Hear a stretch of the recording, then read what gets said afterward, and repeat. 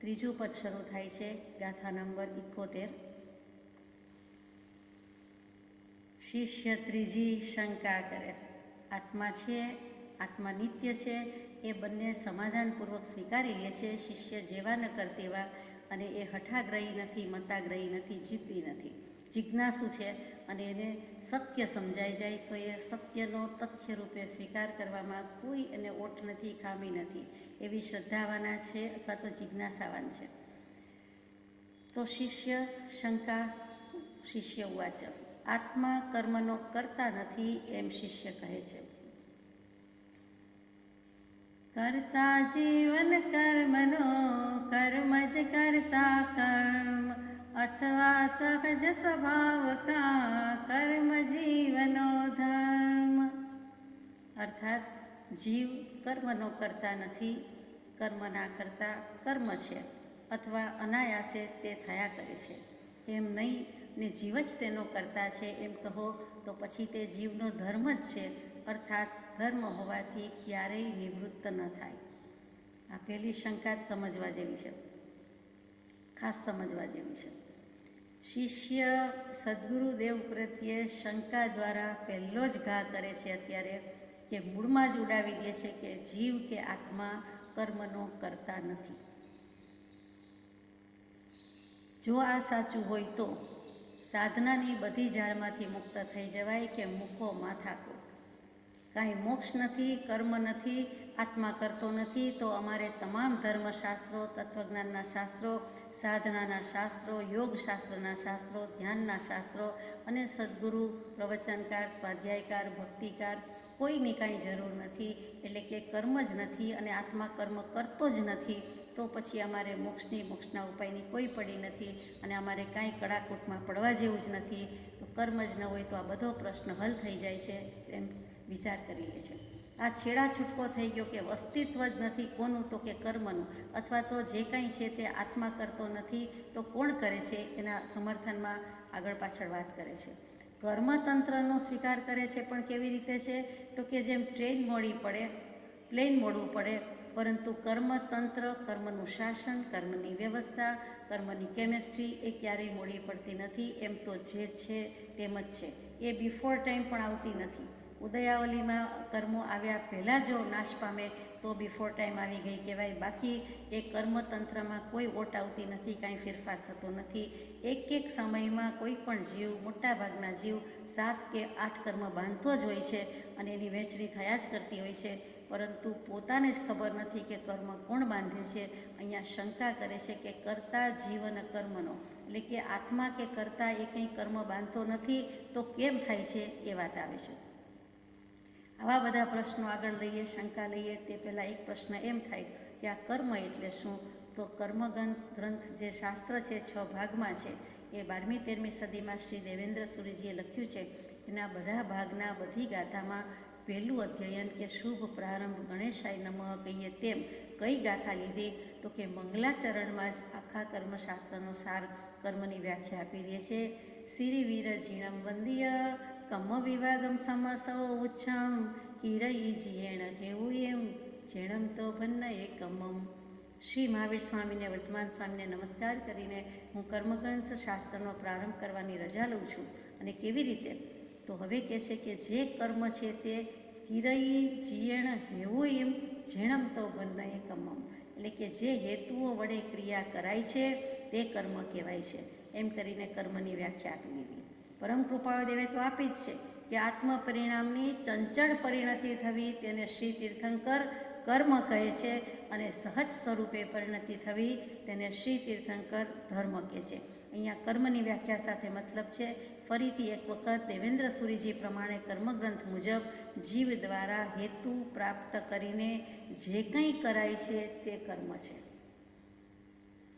અહીંયા આગળ ગાથામાં જઈએ કે કર્મ જ કરતા કર્મ, તો જીવ કરતો નથી, આત્મા કર્મ કરતો નથી. તો શંકાકાર આગળ જાય છે, શિષ્ય આગળ સમર્થન કરે છે કે કર્મ જ કરતા કર્મ, કર્મ જ કર્મને બાંધે છે. એટલે કર્મનું અસ્તિત્વ સ્વીકાર્યું, પણ કર્મથી કર્મ બંધાઈ જાય છે. લોજિક સારું છે. દ્રવ્ય કર્મ ઉદયમાં આવે છે અને ભોગવવાની વ્યવસ્થા પણ છે, થાય છે. તો એ ભોગવતા ન આવડે તો એ વધારે કર્મ બાંધે છે. રાગ, દ્વેષ, હર્ષ, શોક એ આત્મા બાંધે છે એમ કહેતા નથી, પરંતુ કર્મનો ઉદય આવે છે અને એ ઉદયથી પાછા સરવાળા ગુણાકાર વગેરે થયા કરે છે, એટલે બીજા ભાવો અથવા બીજા કર્મો પણ થયા કરે છે. પણ કર્મ એની મેળે કર્યા કરે છે કે પ્રોસેસ સ્થાન લે છે, પણ આત્મા કંઈ કરે છે તેમ શિષ્ય માનતા નથી. આ લિંક, આ શૃંખલા, આ ચક્ર કે આ સાંકળ કેટલા બધા વર્ષથી ચાલે છે? તો કે 500-50 વર્ષથી નહીં, અનંતકાળથી ચાલી આવે છે. અનાદિકાળથી કર્મ આત્મા છે, તેમ અનાદિકાળથી કર્મ પણ છે. એટલે કે બંને અનાદિકાળથી હોવાથી કેટલાય વર્ષોથી ચાલ્યા જ આવ્યું છે. અને આ ચાલતું આવ્યું છે, પણ આ કર્મ પોતે કરતા નથી. શું કામ? એના સમર્થનમાં તો કે આ દ્રવ્ય કર્મ છે અને દ્રવ્ય કર્મમાં કોઈ ફેરફાર નથી, બરાબર કામ આપે છે, એટલે વ્યવસ્થામાં કોઈ ગરબડ થઈ નથી અને એમ એઝ ઇટ ઇઝ જેમ છે તેમ અનાદિકાળથી ચાલ્યું આવે છે. આ દ્રવ્ય કર્મ એ જ જળ, એ જ પ્રકૃતિ. ત્યાં સાંખ્ય દર્શનનો મુદ્દો આવીને ઊભો રહ્યો કે આ કોણ કહે છે આવું? તો કે સાંખ્ય દર્શન. કપિલ ઋષિ, કપિલ દેવ, કપિલ મુનિ જે કહ્યો તે, તો કે એણે આ પ્રણેતા છે અને એ સાંખ્ય દર્શનમાં આ પ્રમાણે કહે છે કે જે કંઈ થાય છે તે 24-25 તત્વો છે, એટલે સંખ્યા છે, એ સંખ્યાને જ મહત્ત્વ આપ્યું છે અને એના પરથી જે દર્શન આવ્યું તે સાંખ્ય દર્શન. અને સાંખ્ય દર્શનને એમ કહેવાનું છે કે જે કંઈ બોલબાલા છે તે પ્રકૃતિની છે. જગતમાં મુખ્ય 2 જ તત્વ છે, જેમ જળ અને ચેતન કહીએ છીએ, તેમ સાંખ્ય દર્શન પ્રમાણે એક પુરુષ, બીજો પ્રકૃતિ. પુરુષ કહેતા આત્મા, જે ઉત્તમ એવી જ્ઞાન ચેતનાનું સ્વામી થઈ શકે છે. પુરુ એટલે કે દેહરૂપી પુરી નગરમાં રહે છે, તે પુરી અને તે પુર, એટલે ત્યાં પુરુ કહી દીધું, પુરુષ કહી દીધો. અને બીજી રીતે અર્થ કહ્યો તો પુરુ એટલે શ્રેષ્ઠ, તો શ્રેષ્ઠ અને ઉત્તમ એવી શુદ્ધ જ્ઞાન ચેતના છે, તેનો જે સ્વામી છે, શયન કરે છે, તે પુરુષ છે. પુરુષ કહેતા આત્મા કહી દીધો છે, ત્યાં પુરુષ પર્યાય એમ કીધું નથી. અને બીજું તત્વ છે તે પ્રકૃતિ છે. જે કંઈ કરે છે તે પ્રકૃતિ જ કરે છે. અને પ્રકૃતિ આપણે કહીએ એટલે આપણે આપણો સ્વભાવ, બંધારણ કહીએ છીએ, તે શબ્દ ભૂલી જવાનું છે. અહીંયા પ્રકૃતિ એટલે પારિભાષિક શબ્દ થઈ જાય છે. સત્વગુણ, રજોગુણ અને તમોગુણ, આ ત્રણેય ભેગી થઈને જે કાંઈ કરે છે તેનું નામ પ્રકૃતિ કહેવાય છે. બીજા શબ્દોમાં કહું તો આ પ્રકૃતિના 3 ગુણ છે: સત્વગુણ, રજોગુણ અને તમોગુણ. એટલે જે કાંઈ કરનાર છે, કરનારી છે, તે આ પ્રકૃતિ છે. એને મોટી કર્ત્રી કહી દીધી છે, એટલે કે કરનારી છે. એનાથી જ આ રચના રચાઈ છે. આ સત્વ, રજસ, તમસ ગુણથી જે બન્યું છે, એના બંધારણથી જે વસ્તુ બની છે તે પ્રકૃતિ છે, અથવા પ્રકૃતિ આ 3 ગુણની બનેલી છે. દેવવંદનમાં ઘણી વાત કહીએ છીએ, ગાઈએ છીએ, ગુણાતીત દશા. એ ગુણાતીત સ્વામી કહીએ. ગુણાતીત દશા કોની છે? શુદ્ધાત્માની છે. આ 3 ગુણથી પર છે. સત્વગુણ તો સત પ્રત્યે લઈ જાય, સાત્વિકતા પ્રત્યે લઈ જાય, આત્માના અસ્તિત્વ પ્રત્યે લઈ જાય, એ સાત્વિક ગુણ છે. રજોગુણ કર્મરૂપી રજથી મલિન છું એમ ક્ષમાપનામાં બોલીએ છીએ, તે રજોગુણનું કામ છે. અને તમસ ગુણ એટલે અંધકાર. તમોગુણ, તમસ કહેતા અંધકાર એટલે અજ્ઞાન છે, સ્વરૂપનું અજ્ઞાન છે. આ 3 પ્રકૃતિમાં બધું આવી જાય છે, તેનાથી આખું જગત છે. પ્રકૃતિમાંથી જ મહત્તત્વ, એમાંથી અહંકાર, એમાંથી 5 તન્માત્રા, એમ આગળ આગળ બધું બને છે. તેમ સાંખ્ય દર્શનનો દાવો છે, સાંખ્ય દર્શનની માન્યતા છે. જે કંઈ થાય છે તે કર્મ છે, પ્રકૃતિ છે, અને એનાથી આ બધા કર્મ થાય છે. કર્મ જ કર્મ કરે છે અને એમ કર્મની અવિરત પરંપરા ચાલી આવી છે, તે સાંખ્ય દર્શનનો મુદ્દો છે. તેના સમર્થનમાં શ્રી ભગવદ્ ગીતાજી પણ એવું જ કહે છે. એના 3જા અધ્યાયમાં એક સુંદર શ્લોક છે: પ્રકૃતેઃ ક્રિયમાણાનિ ગુણૈઃ કર્માણિ સર્વશઃ. પ્રકૃતિના 3 ગુણો છે અને એના ગુણોથી જ આ બધા કર્મ થયા કરે છે. કર્મ કર્મને લાવે છે, પ્રકૃતિ કર્મને લાવે છે. અહંકાર વિમૂઢાત્મા કર્તા અહમ ઇતિ મન્યતે. અને વિમૂઢ આત્મા છે, મૂઢ આત્મા છે, તેને પછી પ્રકૃતિમાંથી આજે અહંકાર ઉત્પન્ન થયો અને અહંકારને કારણે એ વિમૂઢ દશા છે અને હું કરતા છું, હું કરું છું એમ મોહ દશા કે મૂઢ દશામાં જીવ્યા કરે છે, રહ્યા કરે છે. ત્યાં ભગવદ્ ગીતાજીમાં શ્રી કૃષ્ણના મુખે અર્જુનજી પ્રત્યે આ પ્રકારે સંવાદ છે. ટૂંકમાં આ સાંખ્ય દર્શનની માન્યતા છે. આગળ જઈએ આ શંકામાં. અથવા સહજ સ્વભાવ કાં. 3જો મુદ્દો આવ્યો. શિષ્યની એક શંકામાં 4 વસ્તુ કહી દે છે. તો 3જો મુદ્દો આવ્યો કે અથવા સહજ સ્વભાવ કાં, આત્માય કર્મ કરતો નથી અને કર્મય કર્મ કરતો નથી એમ માનો.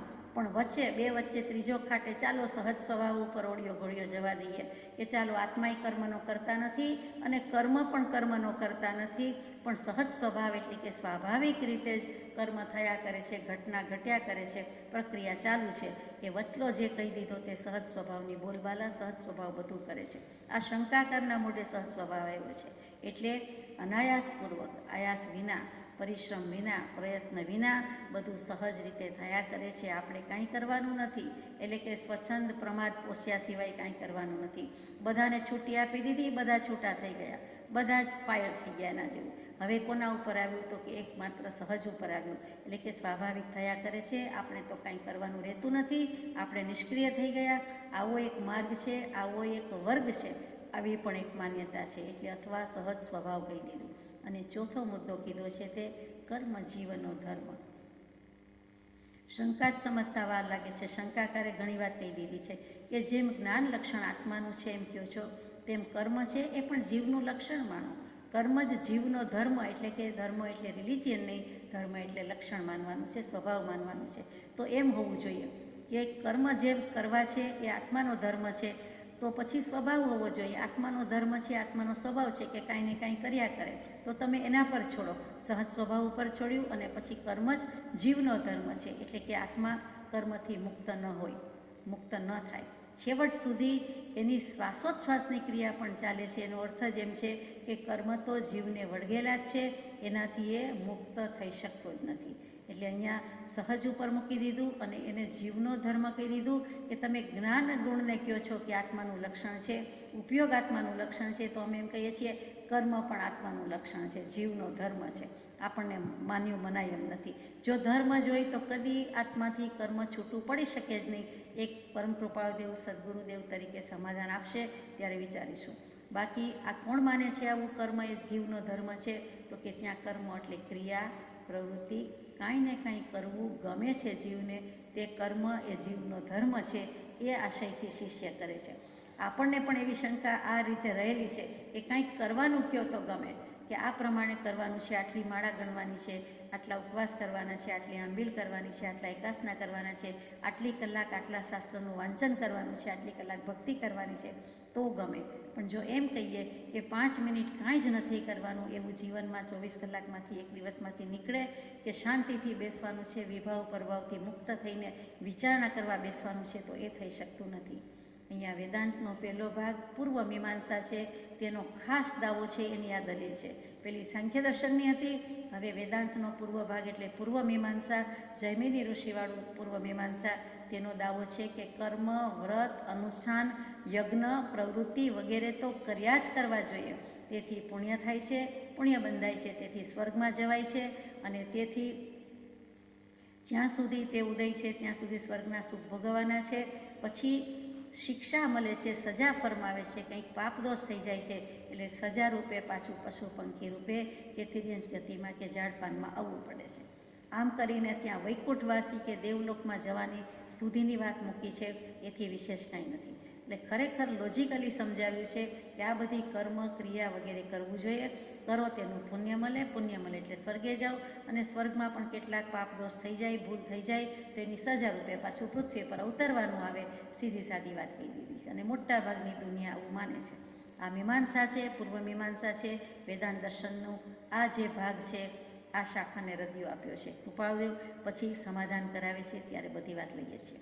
તો અહીંયા 71મી ગાથા પૂરી થાય છે કે કાં તો કરતા જીવન કર્મનો, કર્મ જ કરતા કર્મ. એટલે પહેલી વાત એમ આવી કે આત્મા કંઈ અથવા જીવ કયો કર્મનો કરતા નથી, તો કર્મનો કરતા કર્મ છે. અને ત્રીજું સહજ સ્વભાવથી થયા કરે છે. ચોથું કે કર્મ જ જીવનો ધર્મ છે. ચારે ચરણમાં 4 જુદી જુદી રીતે શંકા કે વિકલ્પ મૂક્યા. હજુ પૂરી થઈ નથી. હવે 72મી ગાથા લઈએ. આત્મા સદા સંગને કરે પ્રકૃતિ બંધ, અથવા ઈશ્વર પ્રેરણા તેથી જીવ બંધ. પુરુષ અને પ્રકૃતિ સાંખ્ય દર્શનની વાત કે અથવા એમ નહીં તો આત્મા સદા અસંગ છે અને સત્વાદી ગુણવાળી પ્રકૃતિ કર્મનો બંધ કરે છે. તેમ નહીં તો જીવને કર્મ કરવાની પ્રેરણા ઈશ્વર કરે છે, તેથી ઈશ્વર ઈચ્છારૂપ હોવાથી જીવ તે કર્મથી અબંધ છે. હવે અહીંયા ઈશ્વરને લીધા, બધાને લીધા. પહેલામાં પહેલું કહી દીધું કે આત્મા સદા અસંગ. જો જિનાગમ પણ કહે છે અને બીજા દર્શન પણ કહે છે કે આત્મા સદા અસંગ જ છે, સદા અસંગ છે, માત્ર અસંગ નથી કીધું. તો કેવી રીતે અસંગ છે? તો કે કાદવમાં કમળ ખીલે છે બરોબર, પણ લેપાતું નથી, ખરડાતું નથી. પાણીમાં દાંડલી સહેજ પણ ટચ થયેલી છે પણ પાણીથી ભીંજાતું નથી. કાદવમાં લેપાતું નથી, પાણીથી ભીંજાતું નથી. એવી નિર્લેપ દશા, અનાસક્ત દશા જે કમળની છે તેવી જ રીતે આત્મા પણ નિર્લેપ છે. એને કંઈ રંગ લાગતો નથી, સંસારમાં પડતો નથી. તેમ છતાં જીવો સંસારમાં જ જોવામાં આવે છે. તો કે સંસારરૂપી કાદવ અને આસક્તિરૂપી જળ છે, એમાં એ જીવોનો વિકાસ થયા કરે છે, પરંતુ નિર્લેપ છે. એટલે કે આત્મા તો કાંઈ કરતો નથી, આત્મા સદા અસંગ છે. તો કરે છે શું? કોણ કરે છે? કરે પ્રકૃતિ બંધ. પ્રકૃતિ એવી છે સાંખ્ય દર્શન પ્રમાણે, એ દ્રવ્ય કર્મ છે જિનાગમ પ્રમાણે, એ જડ છે અને તે આ બધું કરે છે. પોતે કરતો નથી, પણ આ ઈશ્વર પ્રેરણા કરે છે. પહેલાં પ્રકૃતિની વાત આવી, પછી ત્રીજું મૂક્યું અથવા ઈશ્વર પ્રેરણા. એટલે ત્રીજો મુદ્દો આવ્યો કે તો પછી કરે છે કોણ? તો કે પ્રકૃતિ અને એને પોતે નહીં, તો કે ઈશ્વર જેવું કંઈક છે ખરું. ઈશ્વરની મરજી, હરિની ઈચ્છા, ભગવાનની કૃપા, પ્રભુને ગમ્યું તે ખરું. આ બધું શું છે? તો કે ઓળિયો ગોળિયો ઈશ્વર ઉપર છોડી દીધો. એટલે કે મહાભારતના મહર્ષિ વ્યાસજી પણ એવું ફરમાવે કે કોઈક પ્રેરણા દેનારો બેઠો છે અને એ પ્રેરક તત્વ છે જેને તમે જે નામ આપો તે ખરું, જીવ કહો કે આત્મા કહો, એ જ માણસને કે કોઈ પણ જીવને પ્રેરણા કરે છે. તેથી જ તે પ્રમાણે તે સત્કર્મ કરે છે અથવા તો દુષ્કર્મ કરે છે. સારા માઠા ભાવ કરે છે, સારા માઠા કામ કરે છે, સારી નરસી ક્રિયા પ્રવૃત્તિ કરે છે, કોઈકની પ્રેરણાથી કરે છે. પરંતુ કોની પ્રેરણા તે આપણે વિચારવાનું છે. તો કે કોની પ્રેરણા હોય? આત્માની જ પ્રેરણા હોય ને, પણ શંકા કરે છે એટલે આત્માનું નામ દેતા નથી. ફરીથી આત્મા સદા અસંગ છે અને કરે પ્રકૃતિ બંધ. એટલે જે કંઈ છે તે પ્રકૃતિ કર્યા કરે છે. પ્રકૃતિ કહેતા દ્રવ્ય કર્મ, જળ જે કહીએ છીએ તે. પછીનો મુદ્દો આવ્યો કે એમ ન માનો તો અથવા ઈશ્વરની પ્રેરણાથી બધું થયા કરે છે. અને જે કાંઈ કહો તે, પરંતુ કોઈકની પ્રેરણા છે, પણ છેલ્લે થાય છે શું? તો કે તેથી જીવ અબંધ. એટલે કે જીવ કાંઈ બંધાયો નથી, બંધાતો નથી, બંધાશે નહીં. તો જીવ અબંધ છે, તો અમારે પછી એના મોક્ષના ઉપાયની જરૂર જ શું છે? જો બંધ જ નથી, જીવને બંધ લાગ્યો જ નથી, કર્મનો વળગાડ કે બંધ થયો જ નથી, તો એને છોડાવવાની વાત આવતી જ નથી. એમ કરીને છૂટી જાય છે. ઓળિયો ઘોડિયો બધો જ નામ પોતાનું છે ને કામ કોનું કરી દીધું છે? તો કે કામ પોતાનું, નામ ભગવાનનું લીધું, ઈશ્વરનું લીધું. જીવની પોતાની વૃત્તિ, પોતાની વાસના, પોતાની ઈચ્છા મુજબ બધું જ પ્રવર્તન કરે છે અને નામ દઈ દીધું કે ઈશ્વરનું. જેમ આપણે પણ કહીએ છીએ કે એક અંશ શાતાથી માંડીને પૂર્ણ કામતા સુધીની સઘળી સમાધિ તેનું મૂળ કારણ સત્પુરુષ જ છે.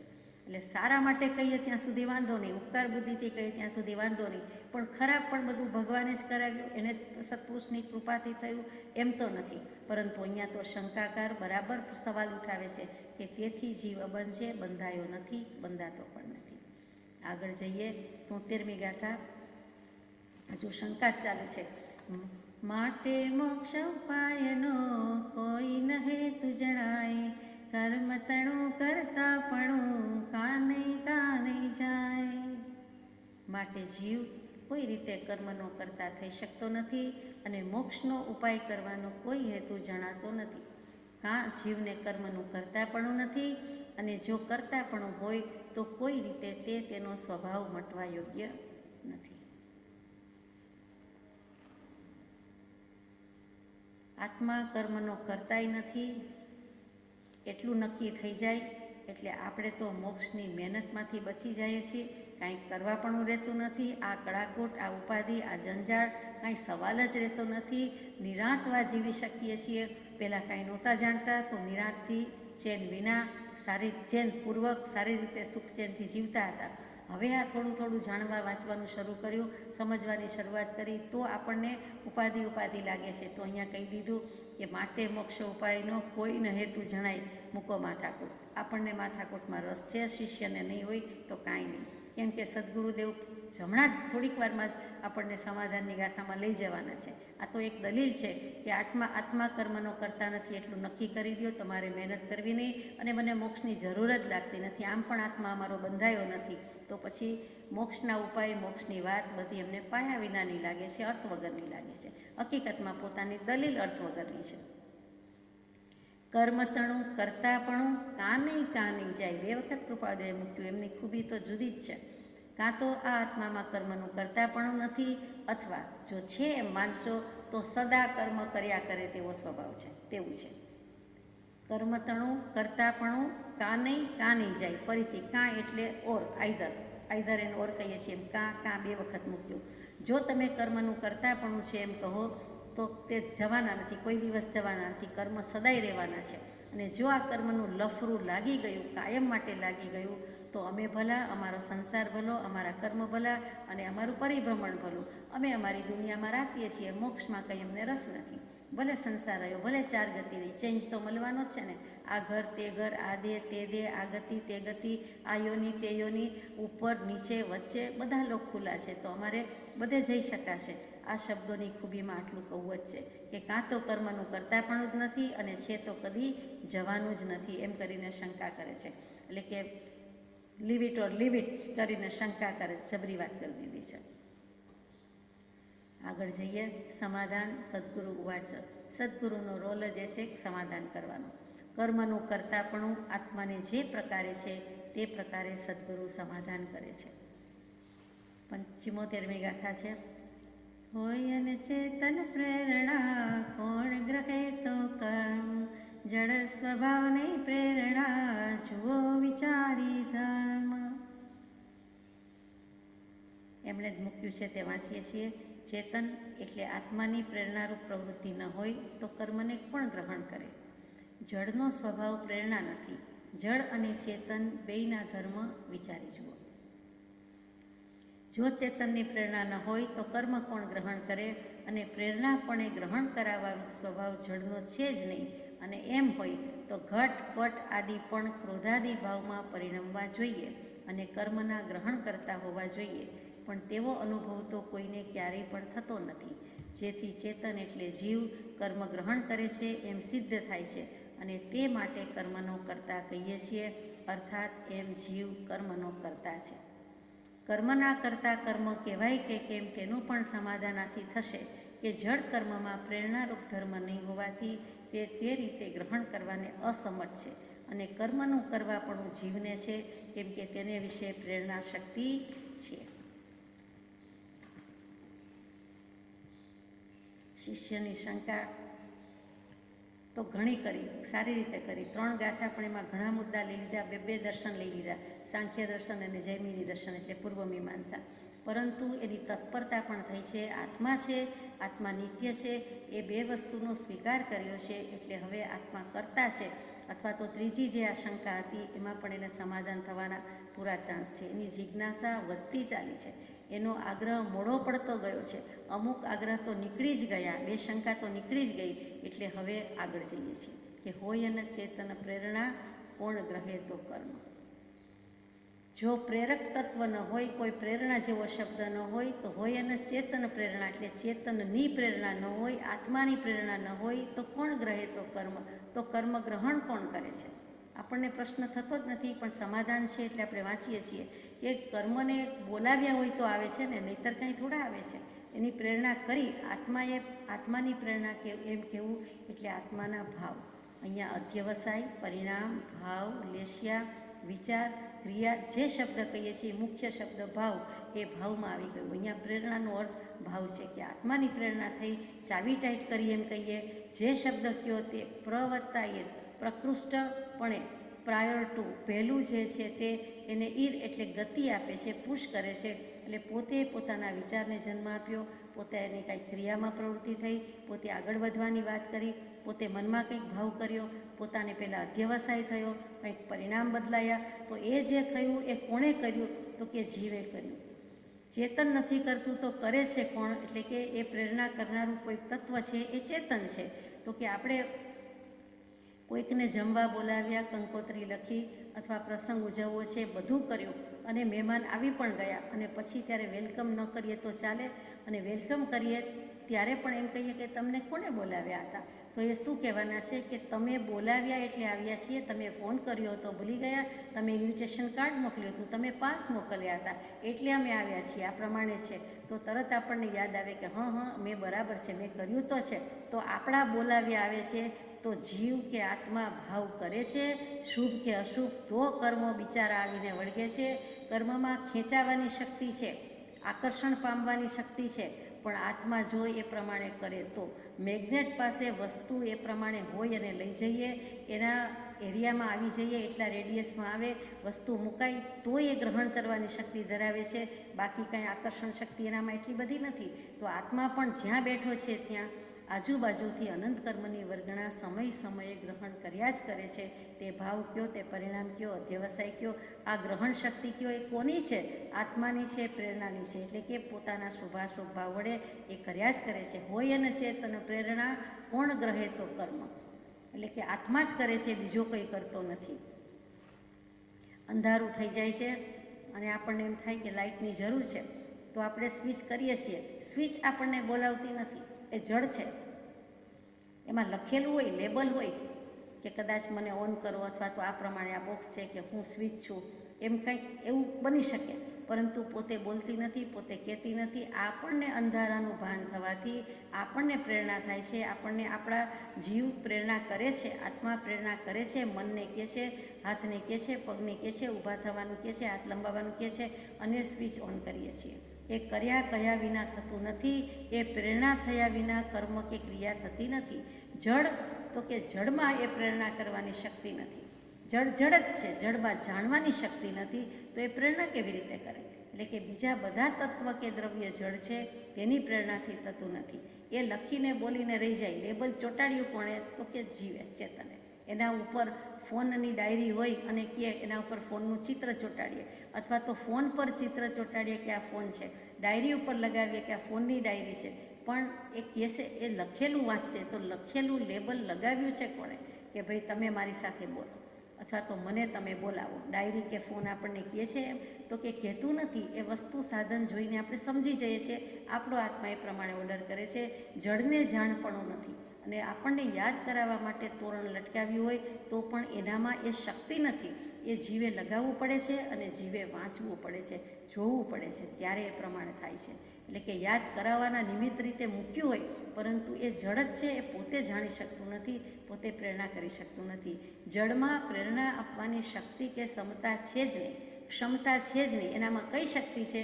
જળની અચિંત્ય શક્તિ છે. તો કે એમાંથી એને પ્રેરણા ઝીલવાની શક્તિ છે, પ્રેરણા કરવાની શક્તિ નથી. જળ આપણી પ્રેરણા ઝીલી શકે છે, આપણે જે પ્રમાણે કરીએ છીએ તે પ્રમાણે વર્તી શકે છે, પરંતુ એનામાં જાણપણું નથી અને એનામાં પ્રેરણા આપવાની શક્તિ નથી. એના મૂળમાં જ જાણપણું નથી, તે છે. જળ કહેતા જ એનામાં જ્ઞાન સ્વભાવ નથી, એ કાંઈ જાણતું નથી, જાણી શકતું નથી, એટલે એનામાં પ્રેરણા આપવાની શક્તિ નથી. એટલે કે પ્રેરણા પ્રમાણે ઝીલવાની શક્તિ છે. સ્વિચમાં અંદર કાંઈક મિકેનિઝમ એવું છે કે આપણે ઓન કરીએ એટલે તરત જ એ પ્રમાણે રિસ્પોન્ડ કરે, અને જો ઇલેક્ટ્રિસિટી હોય તો ચાલુ થઈ જાય. એને સાધનની જરૂર છે. સાધન સામગ્રીમાં ઇલેક્ટ્રિસિટી પણ જોઈએ છે અને આપણા હાથનું નિમિત્ત પણ જોઈએ છે. હાથ નહીં તો કોઈ પણ સાધનથી, રિમોટ કંટ્રોલથી કરતા હોય તો તેમ, પરંતુ કંઈક એવા સાધનની અપેક્ષા છે. એટલે આ હિસાબે એ જળ જ પ્રેરણા કરે છે, બીજું કોઈ પ્રેરણા, જળ પ્રેરણા કરી શકતું નથી, આત્મા જ પ્રેરણા કરે છે. આ પ્રમાણે આમાંથી વાંચીએ કે જીવ ચેતનની પ્રેરણા ન હોય તો કર્મ કોણ ગ્રહણ કરે? પ્રેરણા રૂપે ગ્રહણ કરવાનો સ્વભાવ જળનો છે જ નહીં, અને જો હોય તો ઘટપટ આદિ ક્રોધ ભાવમાં પરિણમવા જોઈએ. તો પછી ઘડો પોતે જ ક્રોધના સ્વરૂપમાં આવી જવો જોઈએ? એ તો બને જ નહીં. એ જળ છે, ઘડો થોડો ક્રોધ કરે, એ સમજવા માટે લખ્યું છે. અને કર્મના ગ્રહણ કરતા પણ હોવા જોઈએ. એ ઘડાને કર્મ લાગવા જોઈએ, પણ ઘડાને લાગે નહીં, કપડાને લાગે નહીં. કપડાં સારા છે કે ખરાબ છે એવો ભાવ કરીએ છીએ, આ ગમે છે નથી ગમતા ભાવ કરીએ છીએ, તો કપડાને કર્મ લાગે. પુસ્તકમાં જ્ઞાન મળે છે તો આ પુસ્તકમાં આ પ્રમાણે છે, આ પ્રમાણે છે, એમાં સારા માઠા ગમતા અણગમતા ભાવ કરીએ તો પુસ્તકને થોડા કર્મ લાગે છે. એવી જ રીતે આ આત્માને કે જે કાંઈ જીવ છે તેને લાગે છે, તે એવા ભાવ કરે છે, બીજાને લાગતા નથી. એમ સમજાવવા માટે આ વાત મૂકી છે. એવો અનુભવ તો કોઈને ક્યારે થતો પણ નથી કે આ જળ છે એ કર્મ ગ્રહણ કરે છે. એટલે કે ચેતન કે જીવ કર્મ ગ્રહણ કરે છે એમ સિદ્ધ થાય છે, જળ કર્મ ગ્રહણ કરે છે એમ સિદ્ધ થતું નથી. એટલે કર્મનો કરતા નથી, એનો જવાબ આપ્યો. આપણને એમ થાય કે આમાં શું કહેવાનું છે, પણ શિષ્યે મસમોટી શંકા કરી છે કે કર્મને કરે છે, આત્મા કાંઈ કરતો નથી. એટલા માટે કૃપાળદેવે જવાબ આપ્યો. કર્મને કરતા કર્મ કહેવાય કે કેમ, કર્મના કરતા કર્મ કહેવાય કે કેમ, એનું સમાધાન પણ આવી ગયું કે જળ કર્મમાં પ્રેરણારૂપ ધર્મ નહીં હોવાથી તે ગ્રહણ કરવાને અસમર્થ છે, એટલે કે એ કરી શકતું નથી. આગળ જઈએ. 75મી ગાથા. જો ચેતન કરતો નથી, નથી થતા તો કર્મ, તેથી સહજ સ્વભાવ નહીં, તેમજ નહીં જીવ ધર્મ. કૃપાદેવ પ્રકાશે છે કે આત્મા જો કર્મ કરતો નથી તો તે થતા નથી, તેથી સહજ સ્વભાવે એટલે અનાયાસે તે થાય એમ કહેવું ઘટતું નથી. તેમજ તે જીવનો ધર્મ પણ નહીં, કેમ કે સ્વભાવનો નાશ થાય નહીં અને આત્મા ન કરે તો કર્મ થાય નહીં, એટલે એ ભાવ ટળી શકે છે, માટે તે આત્માનો સ્વાભાવિક ધર્મ નહીં. સુંદર ગાથા છે. જો ચેતન કરતું નથી, નથી થતા તો કર્મ. જો આત્મા નથી કરતું, શુભ કે અશુભ ભાવ કરતો નથી તો કર્મ લાગતા નથી. આપણે શુભ કે અશુભ ભાવ શું કામ કરવા જોઈએ? હું પણ મને પૂછું છું, આપને પૂછું છું.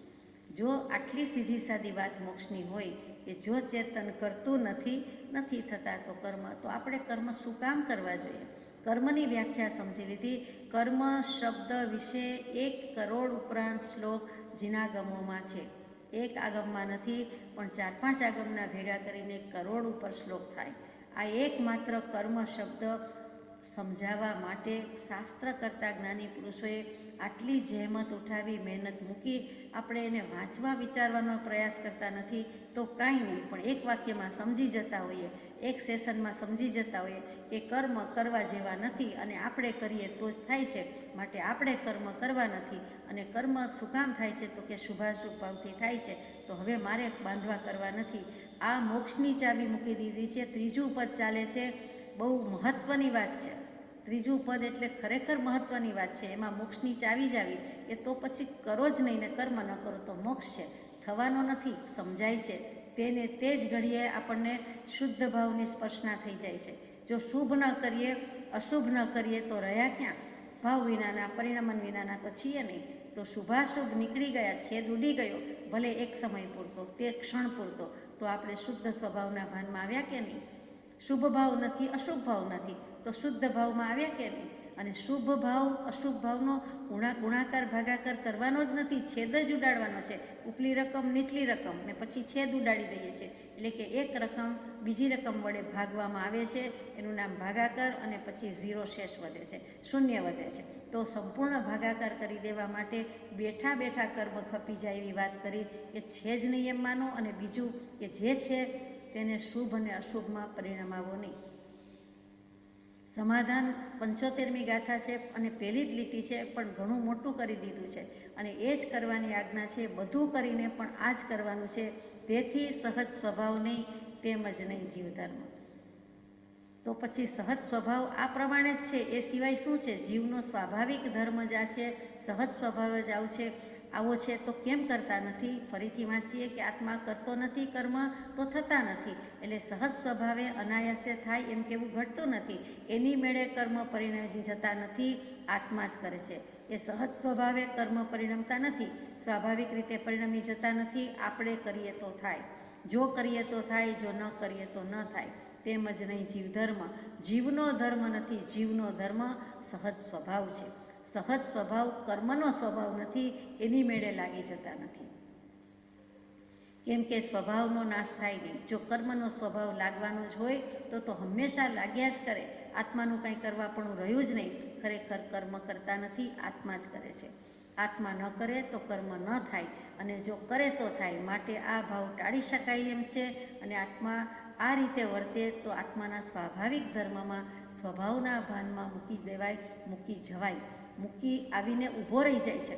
એટલે આ સ્વભાવનું ભાન થઈ જાય તેવી ગાથા છે કે મારે કર્મ કરવા જ નથી, મારે શુભ ભાવ નથી કરવા, અશુભ ભાવ કરવા નથી. કેટલી સીધી સાદી વાત છે. શું કામ શુભ ભાવ કરીએ? તો કે ક્યાંક આપણને લાઇકિંગ થઈ જાય, ક્યાંક ગમો આવી જાય, કોઈક વસ્તુ પસંદ પડી જાય, કોઈક વાત પસંદ પડી જાય, એટલે તરત જ ગમાનો ભાવ આવ્યો, તરત જ ડિસલાઇક અણગમાનો ભાવ આવ્યો. આ 2 જ ભાવ બધું કરાવે છે. પછી શબ્દો જાજેરા છે, પરંતુ મુખ્ય વાત 2 જ શબ્દ છે. રાગ દ્વેષ છે, એનાથી જ સંસાર છે. અને એ જ બે પૈડા છે એની ધરી ઉપર જ બધું ચાલે છે. એ ધરી કે ચક્ર ઉપર આખું ભવચક્ર ઊભું છે. આટલા પૂતગલ પરાવર્તન એમાં ઊભા છે. એ આપણને હવે પોસાય તેમ નથી. આગળ જઈએ. 76મી ગાથા. કેવળ હોત સંગ જો ભાસત તને ન કેમ, અસંગ છે પરમાર્થથી પણ નિજ ભાને તેમ. કેવળ જો તું અસંગ હોત, અર્થાત ક્યારેય પણ તેને કર્મનું કરવાપણું ન હોત, તો તને પોતાને તે આત્મા પ્રથમથી કેમ ન ભાસત. પરમાર્થથી તે આત્મા અસંગ છે, પણ તે તો જ્યારે સ્વરૂપનું ભાન થાય ત્યારે થાય. અહીંયા સમાધાન બહુ જ ટૂંકું છે, પણ કરવામાં અઘરું છે, અથવા તો થઈ શક્યું નથી. અનંતકાળ કાઢી નાખ્યો છે.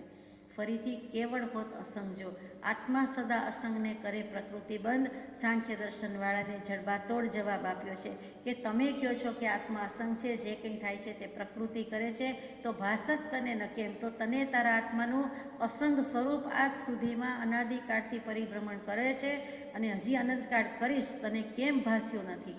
ભાસી જવું જોઈતું તું. જો તું દલીલ કરે છે, જો તું તર્ક ઉઠાવે છે, જો પ્રશ્ન કરે છે કે આત્મા તો અસંગ જ છે, તો આત્માને અસંગ રાખ. કેમ રાખતો નથી? જો આત્માને અસંગ માને છે, પણ આત્મા એમનેમ અસંગ માની લીધે કાંઈ દશા આવી જતી નથી. ભાસત તને ન કેમ, તો તને તારા આત્માનું અસંગ સ્વરૂપ ભાસ્યું કેમ નથી? તું બોલે છે કે આત્મા સદા અસંગ છે, પણ તને ભાસ થયો નથી, તને ભાવ ભાસ્યો નથી. અસંગ છે પરમાર્થથી પણ નિજ ભાને તેમ. અસંગ છે એની ના નથી. જીનાગમ પણ કહે છે કે આત્મા અસંગ છે, સદા અસંગ છે, પણ ત્યાં કરે પ્રકૃતિ બંધ. જીનાગમ કહે છે જે થાય છે તે પર્યાયમાં થાય છે, એટલે કે પ્રકૃતિને બદલે ત્યાં પર્યાય કહી દીધું. તે પ્રકૃતિ એટલે દ્રવ્ય કર્મ છે, જળ છે, તે તો પરિણમે છે એટલે થાય છે. શુભાશુભ ભાવ દ્રવ્ય કર્મ થાય છે. શુભાશુભ ભાવ એટલે ભાવ કર્મ. એનાથી જે કર્મો 8 પ્રકારના મુખ્ય છે તે લાગે છે, તેનું નામ દ્રવ્ય કર્મ. તેનાથી શરીર ધારણ કરવું પડે છે, ઘર ખોડિયા બદલવા પડે છે, એટલે એનું નામ નો કર્મ. પેલું ભાવ કર્મ, તેનાથી બંધાતા કર્મો તે દ્રવ્ય કર્મ, અને તેનાથી શરીર ધારણ કરવા પડે તે નો કર્મ.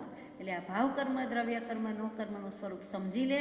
અને તું અસંગ છે પરમાર્થથી, એટલે કે નિશ્ચય થઈ. નિશ્ચય નહીંથી તું અસંગ સ્વરૂપ છે એમ કહે છે, પણ ક્યારે કહેવાય તું અસંગ છો એમ ક્યારે કહેવાય? જીનાગમને માન્ય કરતા હોય તેને પણ, શુષ્ક જ્ઞાનીને પણ જડબાતોડ જવાબ છે. સિફતથી મૂકી દીધો છે, કોઈ શબ્દ યોજ્યા વિના, કે પણ નિજ ભાને તેમ. તું તારા ભાનમાં પ્રવર્તીશ, નિજ ભાનમાં આવીશ, સ્વભાવના ભાનમાં આવીશ, તો તું એમ કહી શકીશ કે નિશ્ચયથી આત્મા સદા અસંગ છે. અત્યારે માત્ર બોલવા પૂરતું છે, કહેવા પૂરતું છે, પરંતુ તું માનતો નથી. જે થાય છે તે પર્યાયમાં થાય છે એમ બોલે છે, પરંતુ તને તારા આત્માનું સ્વરૂપનું ભાન થયું. સ્વરૂપનું ભાન થયું હોય તો કર્મની સંતતિ ટળશે. સ્વભાવનું ભાન થયું હોય તો કર્મની સંતતિ પરંપરા ટળશે. નહીં તો ઊભા જ છે, સરવાળા અને ગુણાકાર થતા જ ચાલ્યા છે. સમય સમયે અનંત કર્મનો વ્યવસાય છે, પરંતુ તું આટલું માન. એટલે અહીંયા પણ કહી દીધું કે તું સાંખ્ય દર્શનવાળાને કહી દીધું કે તું અસંગ માને છે, પણ તને કેમ અસંગ સ્વરૂપ ભાસ્યું નથી? તારી દશા કેમ થઈ નથી? તે જવાબ આપી દીધો. અને પછી જવાબ આપી દીધો જીનાગમવાળાને પણ કહી દીધું કે પરમાર્થથી અસંગ જ છે, શુદ્ધ નહીંથી કે નિશ્ચય નહીંથી આત્મા અસંગ છે, પણ જ્યારે મનાય ત્યારે ખરું, જ્યારે સમજાય ત્યારે ખરું. નિજ ભાને તેમ. તું તારા ભાનમાં હોઈશ. જ્યારે પણ સ્વરૂપ સ્વભાવના ભાનમાં આવીશ, ત્યારે તું સિદ્ધાત્મા છો, મુક્તાત્મા છો, અસંગાત્મા છો. ત્યારે તને કોઈ સંગ નથી. તું મોક્ષ સ્વરૂપ થઈ ગયો. આટલું જ કરવામાં આ પણ મોક્ષની બીજી ચાવી આવી, અથવા તો પેલી મોટી ચાવીના નાની ચાવી, અથવા તો બંને ચાવી લાગુ પડે, અથવા તો એક કરો એટલે બીજી લાગુ પડવી જ પડે, અને પડી જ જાય છે ઓટોમેટિક. એવી આ બંને ગાથા છે. આ ગાથા સમજવામાં જેટલો પ્રયત્ન કરીએ તેટલો થોડો છે. તો હવે સહજ સ્વરૂપે જીવ રહિત નથી. સહજ સ્વરૂપે સ્થિતિ થવી તેને શ્રી વિતરાગ મોક્ષીય છે. 609 નંબરનો પત્ર. એનું પ્રારંભમાં જ મંગલ વચન, મંગલ પ્રવચન, કે સહજ સ્વરૂપે સ્થિતિ થવી તેને શ્રી વિતરાગ મોક્ષીય છે. સહજ સ્વરૂપથી જીવ રહિત નથી. માત્ર ભાન થવું તે જ સહજ સ્વરૂપથી સ્થિતિ છે. તો પછી શું કામ સ્વરૂપનું ભાન નથી? સહજ સ્વરૂપનું ભાન કેમ નથી? તો કે સંગના યોગે જીવ સહજ સ્વરૂપ સ્થિતિને ભૂલ્યો છે.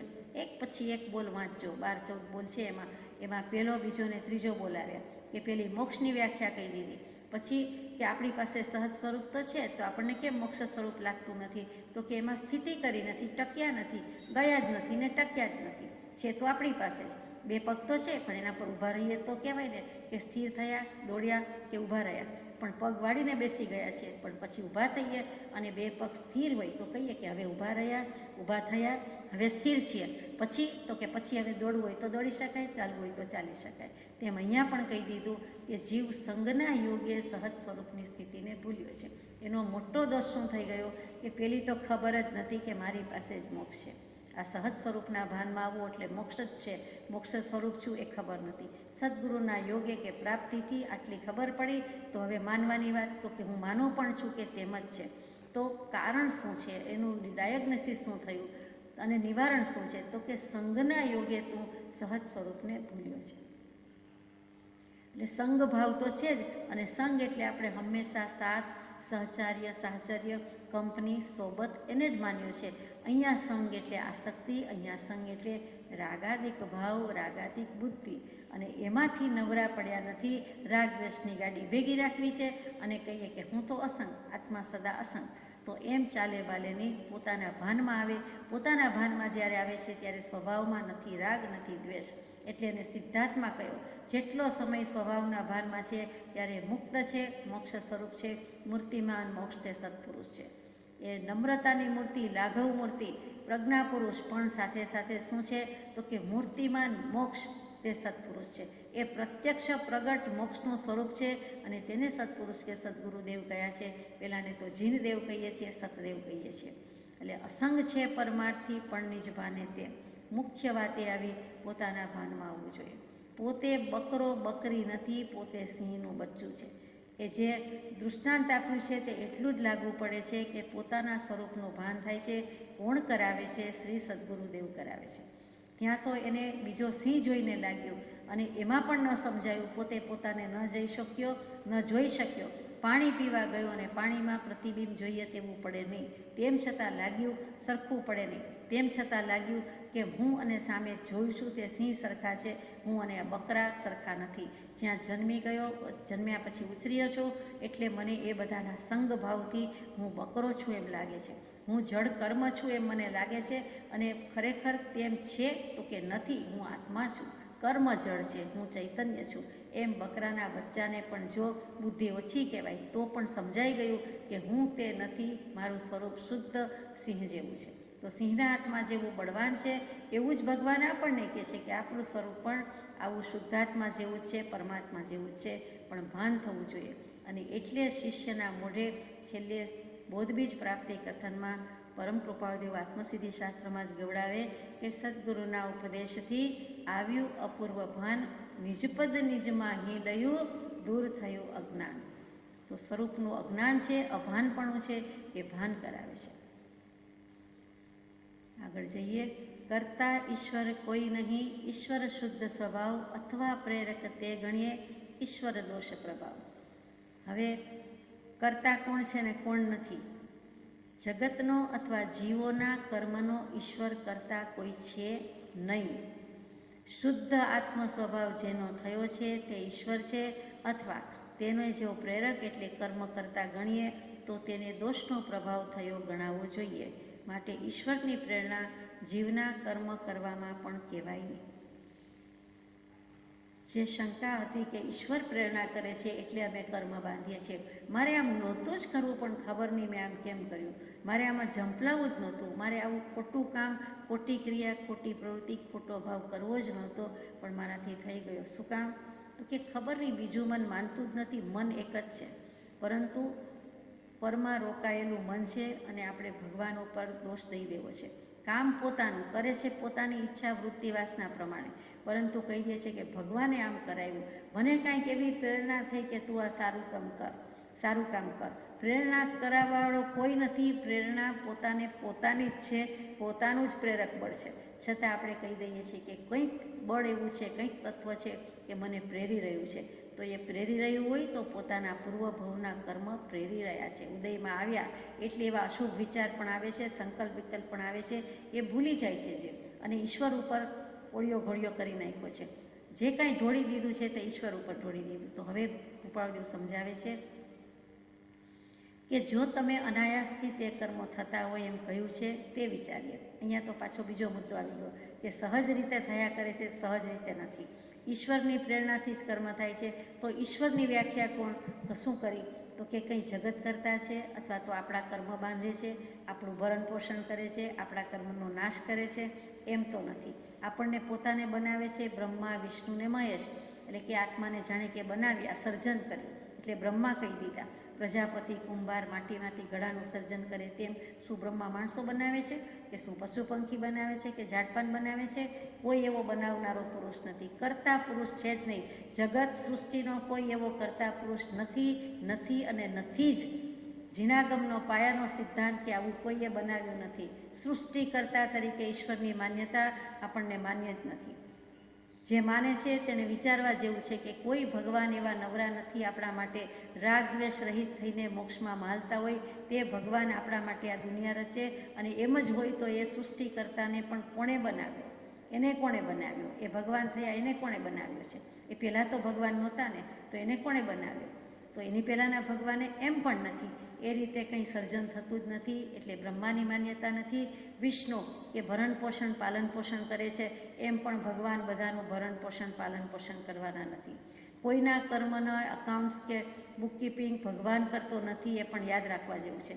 અને છેલ્લે મહેશ, શિવજી, મહાદેવ મોટા દેવ, વિતરાગ દેવ છે. બાકી કોઈ ભગવાન એટલે કે કોઈ પણ વ્યક્તિ, તીર્થંકર દેવ પણ નહીં, દેવાધિદેવ પણ નહીં, કોઈ પણ એવું તત્વ કે એવું ફેક્ટર નથી, એવું બળ નથી કે જે સૃષ્ટિનું સંચાલન કરે, પાલન કરે અને સંહાર પણ કરે. શિવજીનું તાંડવ નૃત્ય હતું તે રૂપક છે એમ સમજવાનું છે કે જીવ ધારે તો ધ્યાન યોગને જ્ઞાનના અગ્નિથી કર્મોને બાળીને ભસ્મીભૂત કરી દે.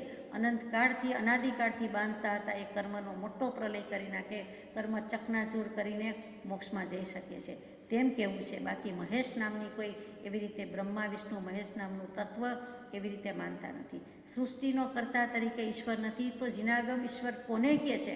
તો કે રાગ દ્વેષ રહિત થઈ જાય છે, અનંત કર્મનો આઠે કર્મનો ક્ષય કરે છે, પછી મોક્ષમાં પહોંચે છે. તે શુદ્ધાત્મા, તે સિદ્ધાત્માને ભગવાન કહીએ છીએ, તીર્થંકર કહીએ છીએ, દેવાધિદેવ કહીએ છીએ. તે પહેલાં ઘાતી કર્મનો ક્ષય કર્યો કે વિજ્ઞાન પ્રાપ્ત કર્યું તો તેને પણ આપણે પરમાત્મા કહીએ છીએ. તે પહેલાં નિદશા હોય, સહજાત્મ સ્વરૂપનું ભાન પ્રગટી ગયું તો તે સદગુરુને સત્પુરુષને પણ આપણે અંશે પરમાત્મા કહીએ છીએ. પરંતુ ઈશ્વરની વાત આવી, તે કોણ છે? તો કે ભગવાન, પ્રભુ, અર્યંત, વિતરાગ, પરમાત્મા, કેવલી એ શબ્દો સિવાય કોણ? તો કે ઈશ્વર શુદ્ધ સ્વભાવ. કરતા ઈશ્વર કોઈ નહીં, ઈશ્વર શુદ્ધ સ્વભાવ. દરેક વસ્તુનો, દરેક વ્યક્તિનો, દરેક પદાર્થનો ઈશ્વર કોણ? તો કે એનો શુદ્ધ સ્વભાવ છે તે. સાકરનો ઈશ્વર કોણ? ભલે જળ છે તો કે એની ગળાશ, એનો ગળપણ, એનો શુદ્ધ સ્વભાવ છે તે ઈશ્વર છે. એનું ઐશ્વર્ય છે, એનું આધિપત્ય છે, એની માલિકી છે, એની સત્તા છે. સાકરનો ઈશ્વર, સાકર પોતે જ, તો કે એનું જે ગળપણ છે તે છે, એનું લક્ષણ છે જે છે, એ ગુણ છે તે છે. એની અધિકારીપણું, ઐશ્વર્યપણું, માલિકીપણું, સામર્થ્યપણું શું છે? તો કે અમારી ગળાશ છે, ગોળનું ગળપણ છે, સાકરની મીઠાશ છે તે છે. એટલે કે જેનો શુદ્ધ સ્વભાવ છે તે ઈશ્વર છે. આત્માનો શુદ્ધ સ્વભાવ છે તે જ પરમાત્મા છે, તે જ ઈશ્વર છે, બીજો કોઈ નથી. માટે સ્વભાવનું ભાન થવું, શુદ્ધાત્માનું ભાન થવું, ઐશ્વર્ય પ્રગટી જાય છે, પરમાત્માપણું પ્રગટી જાય છે, અંતરાત્માપણામાં પ્રગટી થાય છે, પરમાત્માપણાની ઝાંખી થાય છે, અંતરાત્મા દશા થઈ જાય છે. તો આટલી મોટી ખૂબી આ સ્વભાવ શબ્દમાં છે, અને તે જ જે કંઈ છે તે છે. સૃષ્ટિના પાલનકર્તા તરીકે ને બ્રહ્મા તરીકે ને વિષ્ણુ ને મહેશ તરીકે તો ઈશ્વર નથી જ નથી. એટલે આ એક વિચારવા જેવું છે. દર્શન શાસ્ત્રમાં મુકાયું છે, એટલે અહીંયા કૃપાળુદેવે પણ મૂક્યું હોય અને આપણે ચર્ચા વિચારણા કરવી જરૂરી છે. પરંતુ તે કોઈ ઈશ્વર નથી. તો ઈશ્વર શુદ્ધ સ્વભાવને કયો. પછી પાછું મૂક્યું અથવા પ્રેરક તે ગણ્ય ઈશ્વર દોષ પ્રભાવ. માનો કે ઈશ્વર નથી કરતો તો કોણ કરે છે? તો સ્વાભાવિક રીતે થાય છે. તો કૃપાળુદેવ સમાધાન કરે છે કે હવે તે અનાયાસથી કર્મો થતા હોય એમ કહ્યું તો તે વિચારીએ. અનાયાસ એટલે શું? આત્માએ નહીં ચિંતવેલું, અથવા આત્માનું કંઈ પણ કર્તૃત્વ છતાં પ્રવર્તેલું નહીં, અથવા ઈશ્વરાદિ કોઈ કર્મ વળગાડી દે તેથી થયેલું, અથવા પ્રકૃતિ પરાણે વળગે તેથી થયેલું. એવા મુખ્ય 4 વિકલ્પથી અનાયાસ કરતાપણું વિચારવા યોગ્ય છે. અનાયાસ વિના પ્રયત્ને વગર મહેનતે એટલે સ્વાભાવિક રીતે થયું છે. તો સ્વાભાવિક રીતે કર્મો બંધાય, એની મેળે બંધાતા હશે કોઈ દિવસ? તો કે આત્મા વિચાર ન કરે તો પણ બંધાય. કૃપાળદેવ પોતે જ કહે છે. તો પછી પ્રકૃતિ પરાણે વળગી ગઈ, તો કે એટલે કે સાંખ્ય દર્શનવાળું સત્વગુણ, રજોગુણ ને તમોગુણ એમ 4 વિકલ્પથી અનાયાસપણું વિચારવા યોગ્ય છે. પ્રથમ વિકલ્પ આવે છે કે આત્માએ નથી ચિંતવ્યું એમ જો થતું હોય તો કર્મનું ગ્રહવાપણું રહેતું જ નથી. આત્માએ જો ચિંતા વિચાર કર્યા જ નથી, કોઈ વિચાર કે સંકલ્પ વિકલ્પ જ કર્યો નથી, કોઈ એવો ભાવ જ કર્યો નથી, તો કર્મ ક્યાંથી ગ્રહણ કરે? તો કર્મ ક્યાંથી આવીને બંધાઈ જાય? આપણે કરીએ તો થાય, જો કરીએ તો થાય. તો પછી આમાં કંઈ આત્માએ કર્મ ગ્રહણ કર્યા તેમ કેવું ઠીક નથી. તો કે જીવ તો પ્રત્યક્ષ ચિંતન કરે છે, દેખીતી રીતે જ ખબર પડી જાય છે કે મગજની નસ તંગ થઈ ગઈ. ક્રોધાદિક ભાવ આવ્યા તો ખરા, પણ જરાક ઊંડો વિચાર કરવા જાય તો પણ મગજને, મનને તકલીફ પડતી હોય એ બાહ્ય રીતે પણ ખબર પડે છે, ને માયલાને તો ખબર પડે જ છે. તો પછી એ ગ્રહણ કરવું કે અગ્રહણ કરવું એ આત્મા ઉપર છે, બીજા કોઈ ઉપર નથી. શુભ ભાવ કરવા કે અશુભ ભાવ કરવા, આ વસ્તુ પકડવી કે ન પકડવી, કર્મ લેવા કે ન લેવા, બાંધવા કે ન બાંધવા, તો કે સમજવામાં પણ મુશ્કેલી પડે છે, કોઈ પણ કામમાં મુશ્કેલી પડે છે. તો સારા માઠા, સાચા ખોટા, સારા નરસા ભાવ તો થયા કરે છે, બુદ્ધિ થયા કરે છે. તો એને ગ્રહણ ને અગ્રહણ તો ચાલુ જ છે એમ અનુભવ છે, એમ સમાધાન કરાવે છે. દરેકના કર્મ જુદા જ છે, કર્મની વિચિત્રતાથી વર્તે જ છે, અને જીવ જ પ્રત્યક્ષ ચિંતન કરે છે, બીજો કોણ કરવા આવે છે? આત્મા જ કરી શકે છે, એનામાં જ જાણપણું છે, બીજામાં ક્યાં જળમાં જાણપણું છે? એટલે કર્મ તો કાંઈ કરી શકતું જ નથી. તો એની મેળે ઓટોમેટિક સ્વાભાવિકપણે પણ કેવી રીતે થાય એ પણ બની શકવા યોગ્ય નથી. માટે સાબિત થાય છે કે જીવ આત્મા જ કરે છે અને એ પ્રમાણે ગ્રહણ અથવા અગ્રહણ કર્યા કરે છે. જો અગ્રહણ કરે છે તો એને કર્મ લાગતા નથી એમ થયું, અને કર્મ લાગતા નથી એટલે ત્યાં મોક્ષ સ્વરૂપ છે, એટલે એમાં ઇન્ડિરેક્ટલી મોક્ષ છે, મોક્ષનો ઉપાય છે, આ પદ્ધતિ છે એ પણ સમાવેશ થઈ ગયો. અને ગ્રહણ છે ત્યાં બંધની વ્યવસ્થા પણ સાબિત થઈ ગઈ કે આ પ્રમાણે એને કર્મો લાગે છે. ફરીથી આત્મા ગમે તેટલો અસંગ છે તો પણ સંગ ભાવથી કર્મ લાગે છે, અને આ રીતે કર્મ ગ્રહણ કર્યા કરે છે. જેમાં તે કોઈ રીતે પ્રવર્તતો જ નથી તેવા ક્રોધાદી ભાવ તેને સંપ્રાપ્ત થતા જ નથી. ધારો કે શુભાશુભ ભાવ એવા કરતો જ નથી, તો પછી એને ક્રોધ આદિ એટલે કે માન, માયા, લોભ વગેરે કશાય થતા જ નથી, એવા ભાવ આવી શકતા જ નથી. તેથી એમ જણાય છે કે નહીં ચિંતવેલા અથવા આત્માથી નહીં પ્રવર્તેલા એવા કર્મનું ગ્રહણ તેને થવા યોગ્ય નથી. એટલે એ બંને પ્રકારે અનાયાસ કર્મનું ગ્રહણ સિદ્ધ થતું નથી.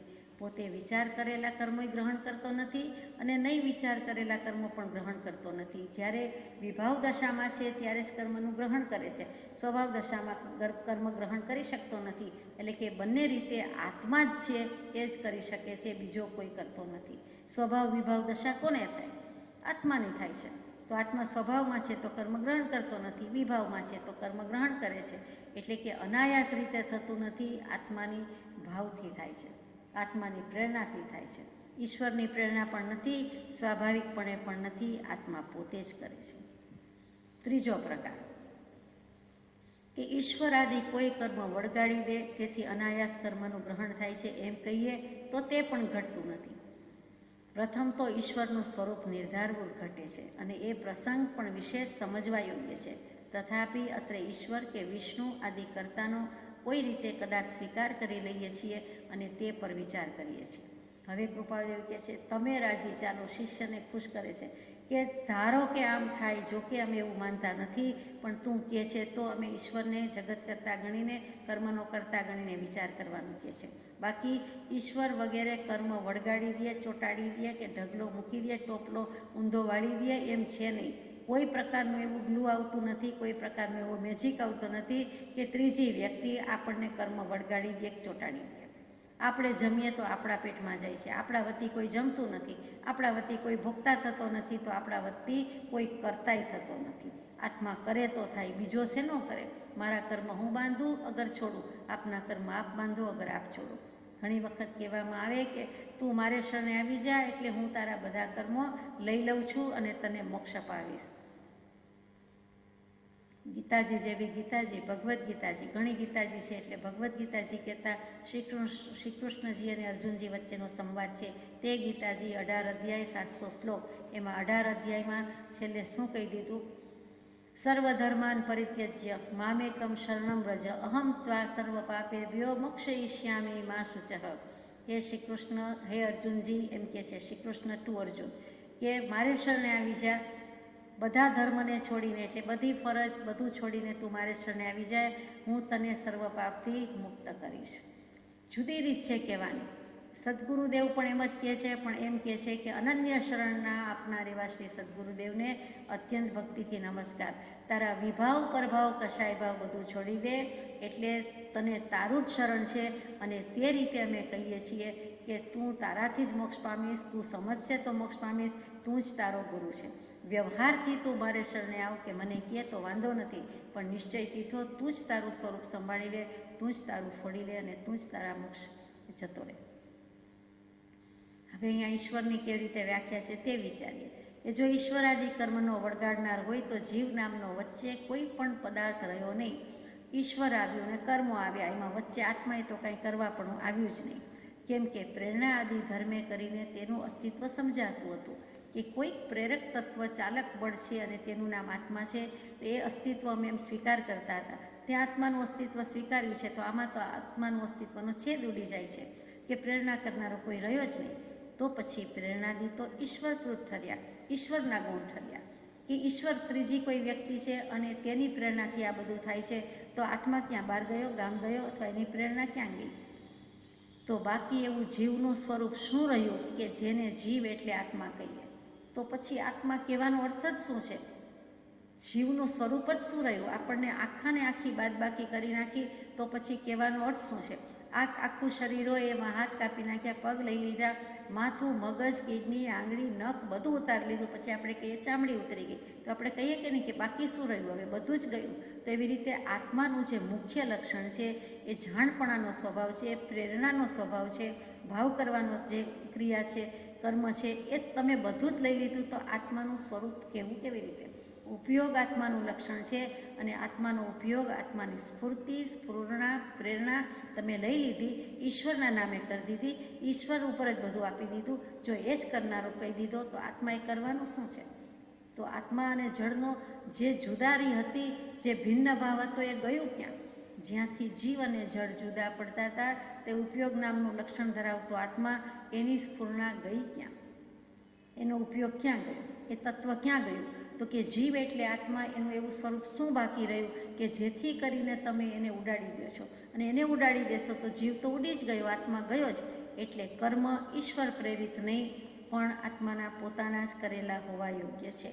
ઇતિ સિદ્ધમ. ગોપાળદેવે સાબિત કરી દીધું કે માટે માનો કે આત્મા જ ઉડાડી દેવાની વાત નથી, આત્માના પદની તો વાત ચાલે છે કે છે અને નિત્ય છે અને કરતા છે. તો તમે એ રીતે ઈશ્વર પ્રેરિત કહી નહીં દો, આત્મા જ કરે છે. તેમ ચોથો વિકલ્પ કે પ્રકૃતિ આદિ પરાણે વળગવાથી કર્મ થતા હોય, તે વિકલ્પ પણ યથાર્થ નથી. કે જે સાંખ્ય દર્શન કહે છે કે પ્રકૃતિ કરે છે, દ્રવ્ય કર્મ બધું કરે છે, જળ કરે છે. કેમ કે પ્રકૃતિ આદિ જળ છે, તેને આત્મા ગ્રહણ ન કરે તો તે શી રીતે વળગવા યોગ્ય છે? જળમાં જાણવાનો સ્વભાવ નથી, તો જળ નક્કી કરે કે મારે આ કર્મ બાંધવાનું છે, આ પ્રમાણે આ વ્યક્તિ સાથે ચોંટી જવાનું છે કે વર્ગણા, એમ નક્કી કરે? એ તો જળ છે બિચારા, કાંઈ કરી શકતા નથી. એટલે કર્મનું કરતાપણું, કર્મને જ કહેવાપણું બરાબર થયું. તે તો પૂર્વે નિષેધી દેખાડ્યું છે. કર્મ કર્મના કરતા નથી, આત્મા કર્મનો કરતા છે, પ્રકૃતિ નહીં. તો અંતઃકરણ આદિ કર્મ ગ્રહણ કરે છે, તેથી આત્મામાં કરતાપણું વળગે છે એમ કહીએ તો તે પણ એકાંતે સિદ્ધ નથી. આત્મામાં કરતાપણું વળગે છે એમ કહીએ તો એ પણ એકાંતે સિદ્ધ નથી, એ પણ સાબિત થઈ શકતું નથી. શું કામ? તો કે અંતઃકરણ આદિ પણ ચેતનાની પ્રેરણા વિના અંતઃકરણ આદિ રૂપે પ્રથમ ઠરે જ ક્યાંથી? આત્મા પ્રેરણા કરે તો જ એ અંતઃકરણ રૂપે ભાગમાં જાય છે. અંતઃકરણ એટલે 4 વસ્તુ આવી: મન, બુદ્ધિ, ચિત્ત અને અહંકાર. તો કે વસ્તુ ન હોય, આત્માની પ્રેરણા ન હોય તો એ કયા ભાંગામાં જાય? કેવી રીતે જુદા જુદી રીતે વર્તે? કાં તો મન રૂપે છે, સંકલ્પ વિકલ્પનું કામ કરે છે, કાં તો બુદ્ધિ રૂપે છે, એટલે કે બોધનું કામ કરે છે, પછી કાં તો નિશ્ચય રૂપે છે એટલે કે બુદ્ધિ નિશ્ચયમાં આવી ગઈ, પછી ચિત્ત રૂપે છે એટલે આત્માનું ચિંતન વિચારણા કરે છે, કર્મની વિચારણા કરે, ભાવની વિચારણા કરે, અને કાં તો અહંકાર રૂપે છે એટલે કે અભિમાન રાખે છે, કશાય કરે છે. આ ચારમાંથી કોઈને કોઈ રીતે છે તો ચેતન જે કર્મ વળગણાનું મનન કરવા અવલંબન લે છે તે અંતઃકરણ છે. જો ચેતન મનન કરે નહીં તો તે કંઈ વળગણામાં મનન કરવાનો ધર્મ નથી, તે તો માત્ર જડ છે. ચેતનની પ્રેરણાથી ચેતન તેને અવલંબીને કંઈ ગ્રહણ કરે છે, તેથી તેના વિશે કરતાપણું આરોપાય છે, પણ મુખ્યપણે તો ચેતન તે કર્મનો કર્તા છે.